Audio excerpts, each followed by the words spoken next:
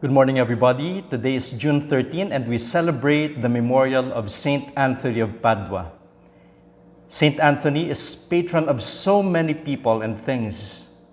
Seafarers, since Saint Anthony is patron against shipwrecks, starving people, the Native Americans, amputees, animals, and the donkeys. And if you are barren, call on him. Likewise, if you are a boatman, he is also patron of domestic animals, of elderly people, expectant mothers, faith in the Blessed Sacrament, fishermen, harvests, horses. If you've lost something, call on him, for he is patron of seekers of lost articles.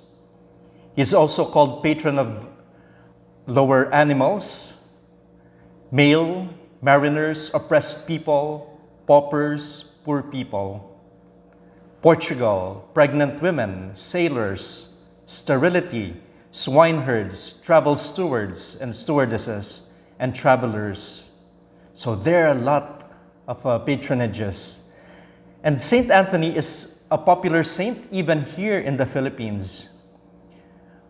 He is most often portrayed in Franciscan habit and carrying the child Jesus. Now, this portrayal of the saint is because of several legends. One of them saying that there was a Count Tiso who had the castle about 11 miles from Padua, Italy. Many years ago, I was there, and the church of Saint Anthony, the basilica in Padua, is called Il Santo, or the saint, referring to Saint Anthony. And as I said, 11 miles from this place, there was that place of Count Tiso. And on the grounds of the castle, the Count had provided a chapel and a hermitage for the friars. Anthony often went there toward the end of his life. And then he spent time praying in one of the hermit cells. And one night, his little cell suddenly filled up with light. Jesus appeared to Anthony in the form of a tiny child.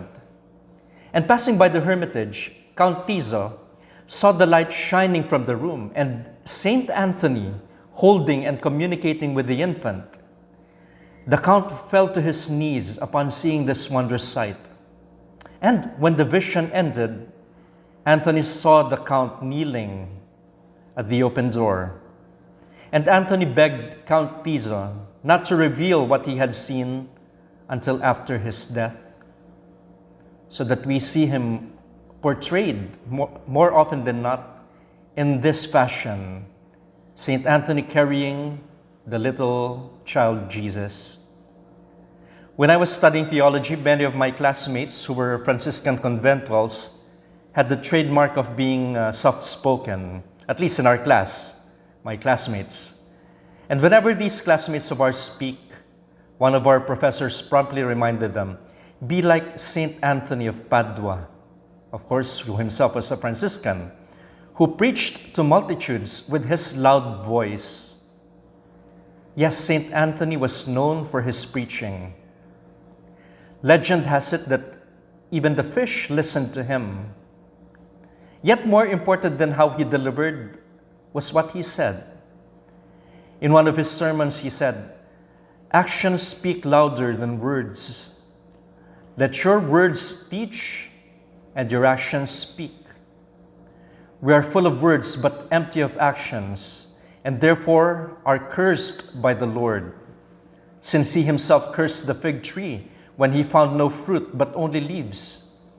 It is useless for a man to flaunt his knowledge of the law if he undermines its teaching by his actions. And it is true. Great preaching comes with action. When we were ordained deacons, we were told, receive the gospel of Christ, believe what you read, teach what you believe, practice what you preach. Saint Francis of Assisi once said, all our life we must preach, and sometimes we use words. Our lives should then be like those of witnesses. preaching without words. In this, we can learn from our saint of today, Saint Anthony. That is, we preach eloquently if we can and if we are called to. But preach we must, with words that flow into how we live. God bless you all. Have a good weekend.